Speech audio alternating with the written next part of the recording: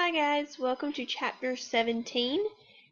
In this part 1 of chapter 17, we're going to talk 17:1 through 17:3. And then part 2 will pick up with 17:4 through the end. Most of these things you have at least heard a little bit about. We'll dig a little deeper into some of it. We're going to go pretty well through the need to know parts because it is a lengthy chapter. So if there's anything you have questions on, please make sure you ask me and we will talk about it when we get to sit down and discuss next, okay? So, chapter 17, From Gene to Protein. Alright, your overview. The flow of genetic information. Content of DNA is in the form of specific sequences of nucleotides. DNA inherited by an organism leads to specific traits dictating the synthesis of proteins. Proteins are the links between genotype and phenotype.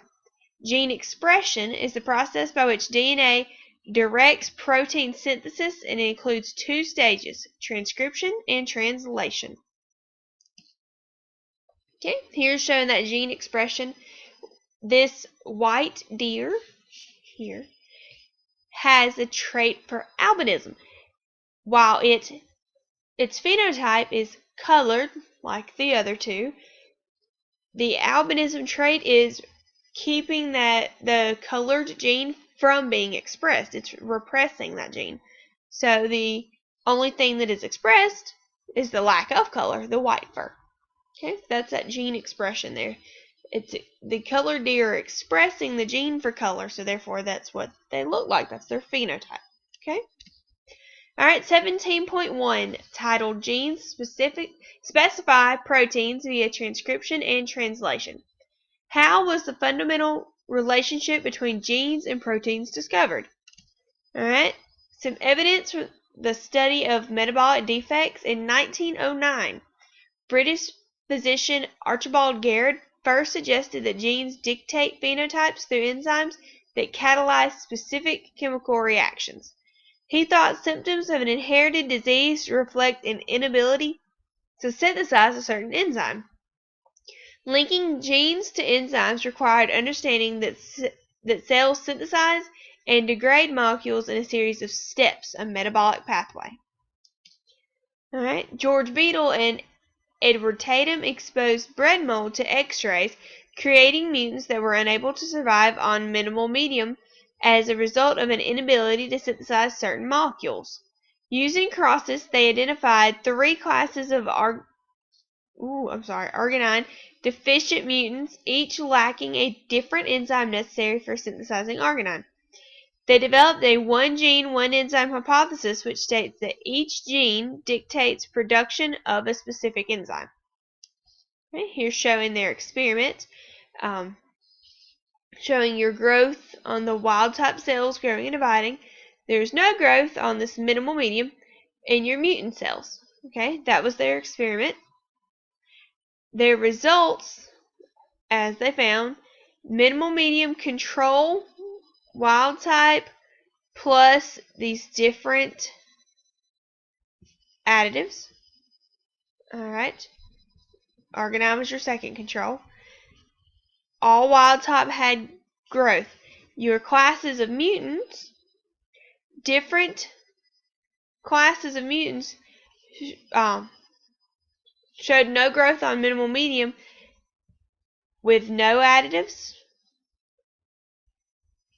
Class 2 and 3 showed no growth with the addition of that additive.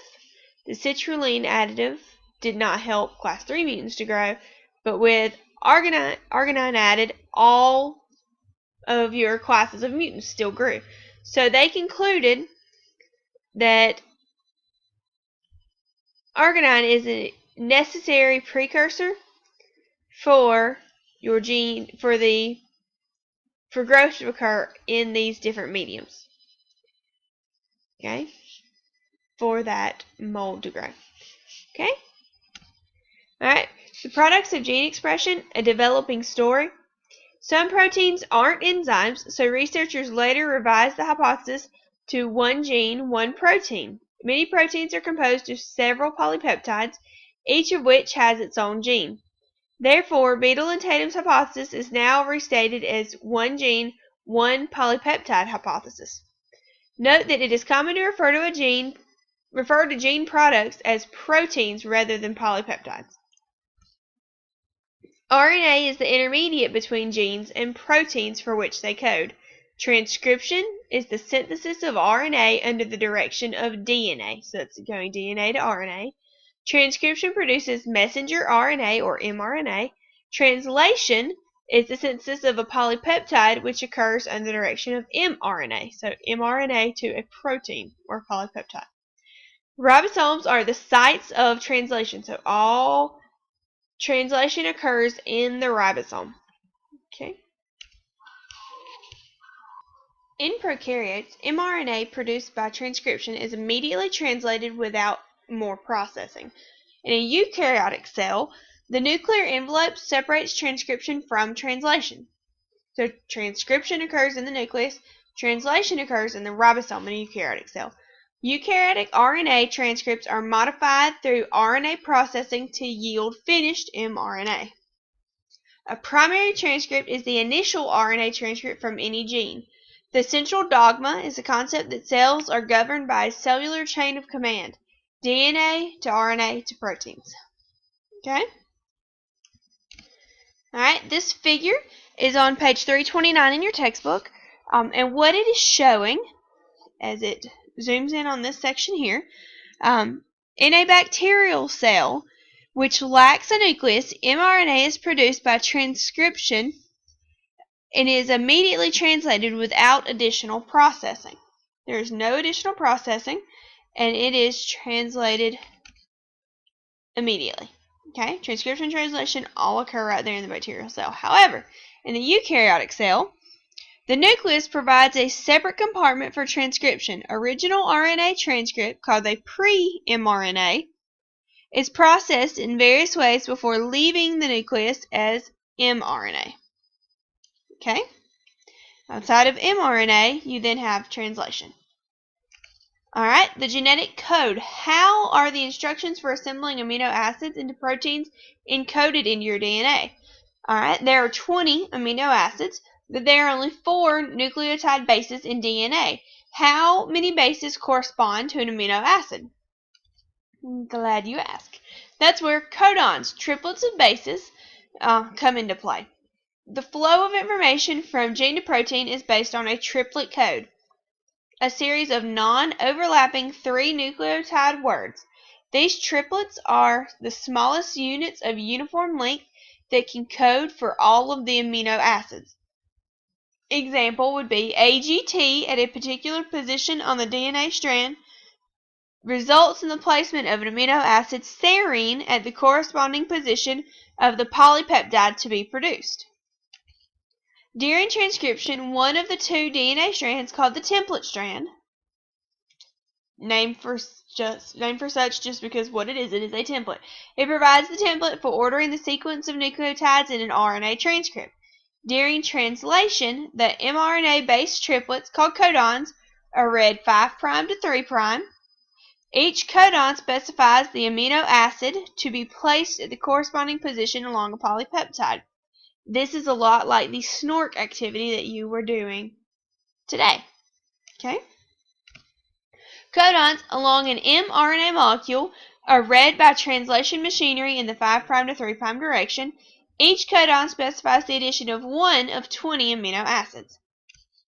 Okay? This figure, also on 329, for each gene, one DNA strand functions as a template for transcription. The base pairing rules for DNA synthesis also guide transcription, but uracil takes the place of thymine in RNA. During translation, mRNA is read as a sequence of base triplets called codons. Each codon specifies the amino acids to be added to the growing polypeptide chain. The mRNA is read 5' to 3'. So it's read 5' to 3'. So DNA template strand is right here. So to transcribe this top line, A, where it would pair to T, pairs to U, because remember, U is replacing T in RNA. C to G, C to G, A to U, A to U, A to U, so on and so forth. That's transcription. Now, translation takes that mRNA that you just created, and it codes for your protons. It's read 5' to 3'. So UGG is a codon. You find UGG in that table, and there is your amino acid. Okay? Cracking this code, all 64 codons were deciphered in the mid-1960s. Of the 64 triplets, 61 code for amino acids. 3 triplets are stop signals to end translation. The genetic code is redundant but not ambiguous. No codon specifies more than one amino acid. Alright, codons must be in the correct reading frame, correct groupings, in order for the specified polypeptide to be produced. Okay, here in this figure, which is located on page 330, this is the dictionary of the genetic code. This has all of your bases, so you can look up each of your codons to find what amino acid you're coding for. Okay? So, for example, if your first base is an A, you go to the A category. Second base is U, go to the U category. And your third base is G, find G here. This is AUG, is what is being coded for, and that is MET or your start codon. Okay? MET or your start codon. Alright? Evolution of the genetic code. Genetic code is nearly universal, shared by the simplest bacteria to the most complex animals. Genes can be transcribed and translated after being transplanted from one species to another. Okay. Here is an example of that. A on the left is a tobacco plant expressing a firefly gene. The yellow glow is produced by a chemical reaction catalyzed by the protein product of the firefly gene. Alright, and then B is another example showing a pig expressing a jellyfish gene. See its nose and its hooves? Alright. Researchers injected the gene for a fluorescent protein into fertilized pig eggs. One of the eggs developed into this fluorescent pig. Okay. Here's up close with that picture, and that one again. Alright, getting into 17.2, transcription is the DNA-directed synthesis of RNA. This is a closer look at transcription. It's the first stage of gene expression, and it can be examined in more detail than what we've talked about already. Alright, so your molecular components of transcription. RNA synthesis is catalyzed by RNA polymerase, which pries the DNA strands apart and hooks together the RNA nucleotides. RNA synthesis follows the same base pairing rules as DNA, except uracil, U, substitutes for thymine, T. Okay? The DNA sequence where RNA polymerase attaches is called the promoter. In bacteria, the sequence signaling the end of transcription is called the terminator. Alright, the stretch of DNA that is transcribed is called a transcription unit. Alright, this figure is found on page 332. Let's break this picture down. Alright, in part 1, this is initiation. After RNA polymerase binds to the promoter, the DNA strands unwind, and the polymerase initiates RNA synthesis at the start point on the template strand. Okay? Step 2, elongation is your process. The polymerase moves downstream, unwinding the DNA and elongating the RNA transcript 5' to 3'. In the wake of transcription, the DNA reforms a double helix. Okay. Third step is termination. Eventually, the RNA transcript is released and the polymerase detaches from the DNA. And there's your completed RNA transcript. Alright. Now, the next figure here is showing a general depiction of the transcription that applies to both bacteria and eukaryotes, but the details of termination differ as described previously. Alright, also in bacterium, the RNA transcript is immediately usable by mRNA. In a eukaryote, the RNA transcript must first undergo processing. But see, this is showing how go back to this one. This figure is a little easier to see what's going on actually.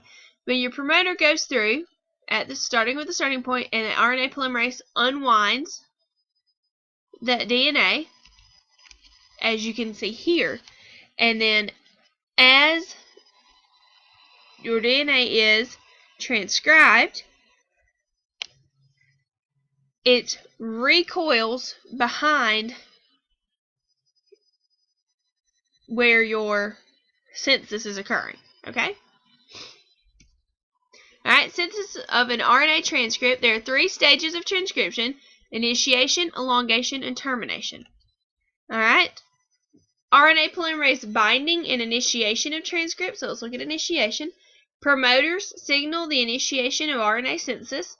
Transcription factors mediate the binding of RNA polymerase and the initiation of transcription. The completed assembly of transcription factors and the RNA polymerase II bound to a promoter is called a transcription initiation complex. A promoter is called a Tata box and is crucial in forming the initiation complex in eukaryotes. Okay, this figure, which is located on page 333, let's look at what it's telling us. Alright, step 1 up at the top, a eukaryotic promoter. Alright, it includes that Tata box. It's a nucleotide sequence containing TATA, which is about 25 nucleotides upstream from the transcriptional start point. By convention, nucleotide sequences are given as they occur on the non-template strand. Okay? Alright, going into step 2. Several transcription factors must bind to the DNA before RNA polymerase II can do so. One of those must recognize the Tata box so that it can begin,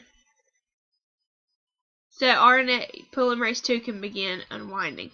Alright, step 3. Additional transcription factors bind to the DNA along with the RNA polymerase II, forming the transcription initiation complex.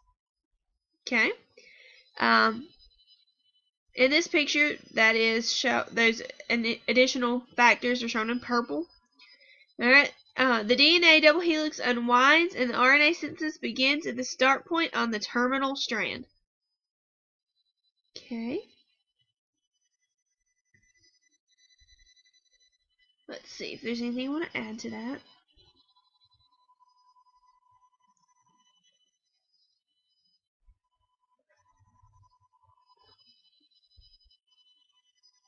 Okay, that's all I want to say for that. If you have questions, if you're confused, let me know. This is something, it would do you a lot of good to go back and look through the text, okay? Alright, elongation, that second step in transcription.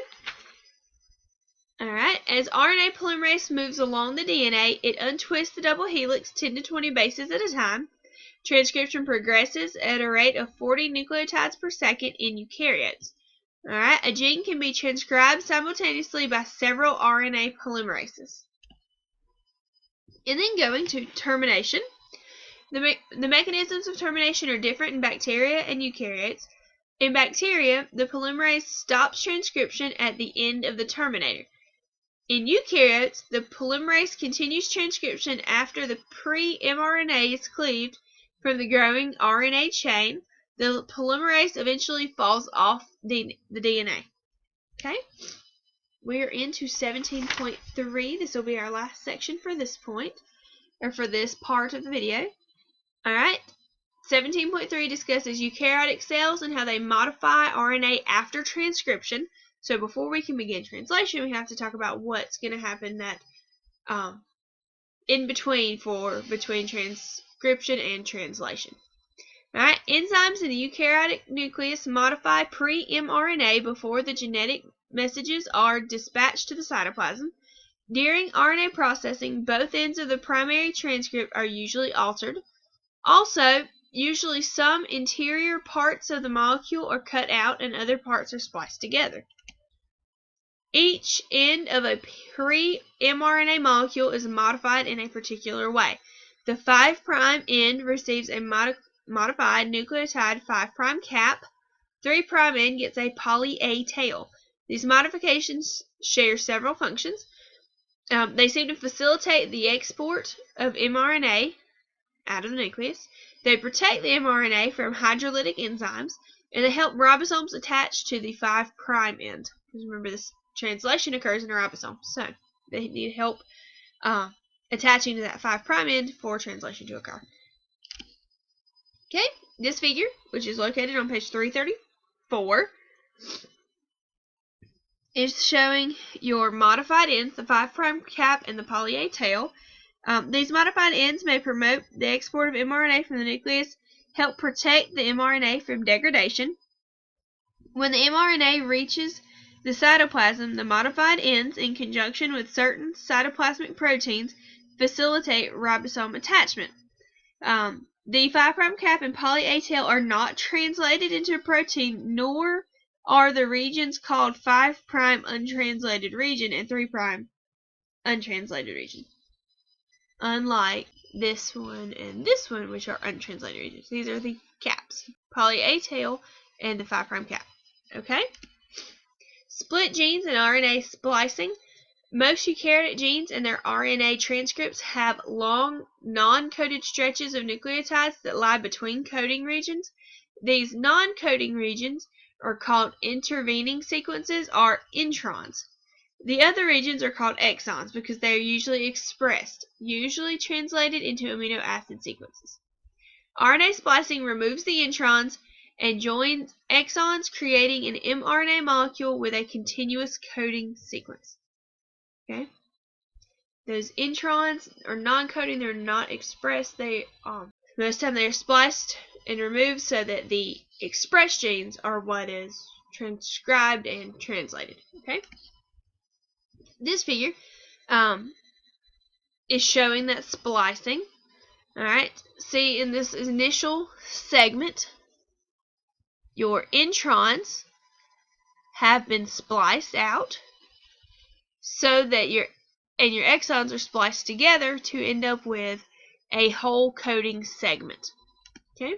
In some cases, RNA splicing is carried out by spliceosomes, which consist of a variety of proteins and several small nuclear ribonucleoproteins, SNRNPs, that recognize the splice sites. This is figure 17.11 on page 335. Alright, the diagram shows only a portion of the pre-mRNA transcript. Additional introns and exons lie downstream from the ones pictured in this that will show up in this diagram up at the top. Alright, in part 1, which is displayed now, small nuclear ribonucleoproteins and other proteins form a molecular complex called a spliceosome on a pre-mRNA molecule containing exons and introns. Okay? In part 2, within the spliceosome, an snRNA base pairs with nucleotides at specific sites along the intron. Okay. And then at site 3, which is what I just displayed, spliceosome cuts the pre-mRNA, releasing the intron, and at the same time, it splices the exons together. The spliceosomes then come apart, releasing the mRNA, which now contains only exons. So your spliceosome comes together, binds to certain sections along your intron, splices it out, and splices your exons together so that your exons, your coding region is released, and that cutout intron, that non-coding region, is released. Ribozymes, they're actually catalytic RNA molecules that function as enzymes and can splice RNA. The discovery of ribozymes rendered obsolete the belief that all biological catalysts were proteins. Three properties of RNA enable it to function as an enzyme. It can form a three-dimensional structure because it has the ability to base pair with itself. Some bases in RNA contain functional groups. RNA may hydrogen bond with other nucleic acid molecules. Alright, so the functional and evolutionarily important function of introns is that some genes can encode more than one kind of polypeptide depending on which segments are treated as exons during RNA splicing. Such variations are called alternative RNA splicing. Because of alternative splicing, the number of different proteins an organism can produce is much greater than its number of genes. Proteins often have a modular architecture consisting of discrete regions called domains. In many cases, different exons code for different domains in a protein. Exon shuffling may result in the evolution of new proteins. Alright, this figure is on page 336. This is showing the correspondence between exons and protein domains. Okay, your exon, there's your DNA sequence. Your genes, it shows transcription, RNA processing, and translation. And that shows your three different domains, three different polypeptides that may occur. The presence of introns in a gene may facilitate the evolution of new and potentially useful proteins. As a result of this process known as exon shuffling, introns increase the probability of potentially beneficial crossing over between the exons of alleles, simply by providing more terrain for crossovers without interrupting coding sequences. Alright, we can also imagine the occasional mixing and matching of exons between completely different non-allelic genes. Exon shuffling of either sort could lead to new proteins with novel combinations of functions. While most shuffling will result in non-beneficial changes, only a beneficial variant might arise. Occasionally, a beneficial variant might arise. Just depends on what sections are treated as exons and which ones are treated as introns. For example, the sex differences in fruit flies are largely due to differences in how males and females splice the RNA transcribed from certain genes. So results from the Human Genome Project, which is discussed more in Chapter 21, so hang tight, they suggest that alternative RNA splicing is the reason humans can get along with a relatively small number of genes, about 1.5 times as many as a fruit fly. Alright, this alternative splicing, the number of different protein products that an organism produces, can be much greater than its number of genes. Okay?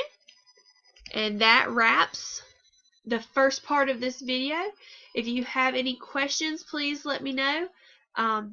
Make sure to fill out your checkpoint, and I will have a chance to sit down and talk with you soon. So make sure if there's anything you don't understand, let me know. Thanks, guys. Bye.